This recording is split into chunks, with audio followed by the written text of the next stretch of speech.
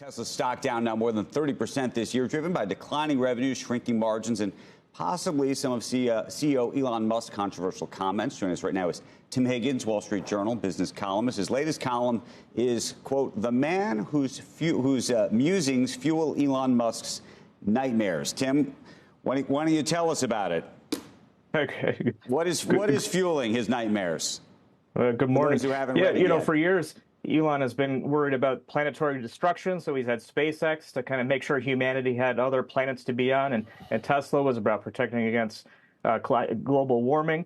In recent years, we've heard these other concerns that he's talked about: killer AI, and now more recently the woke mind virus, kind of his shorthand for progressive, liberal, politically overcorrect ideas. And we've seen him interact a lot with a Canadian professor whose book, The Parasitic Mind, it kind of helps fuel some of those worries. And even Elon says this book gives him nightmares.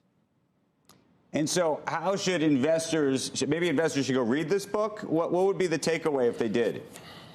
Well, it helps kind of explain some of the worldview that Elon has started kind of leaning towards in the last few years, right? He's very much active on X, concerned about some of these immigration issues, DEI issues, generally things that are overly politically correct. He kind of pushes back. And, for years, he probably didn't necessarily bother people because Tesla stock was doing relatively well. But in recent months, as you point out, it hasn't been doing as well. And there's just kind of general concern that maybe these bigger ideas and X are being a distraction for him, right? And so how much do you think, people talk about how in the United States, EV ownership and buyers, it's become political, meaning blue states, you can see materially different buying patterns than you can see even in red states. And how much do you think he has stoked that?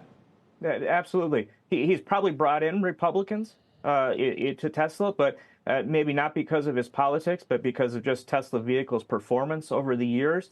But you look at the data about consumers at the end of last year when he was very much politically having these political outbursts, and you could see Democrats kind of walking away from the brand, not stomaching some of that talk. And that's a harmful thing for the company at a time when Democrats really are the biggest cohort of electric car buyers generally in the U.S. You need to keep those if you're Tesla, not kind of turn them off to the idea of owning a Tesla. But, Tim, at the same time, I would say that he has been right about a lot of this, both technologically and even culturally and socially. I think that there's been I think there's increasing understanding even on the left about some of the issues that he was trying to vocalize a year or two ago about where we are with some of these issues where the pendulum is swinging back. I was going to even mention your paper today has a piece called "Suddenly There Aren't Enough Babies. The Whole World is Alarmed." That's actually an issue that he's been talking about for years.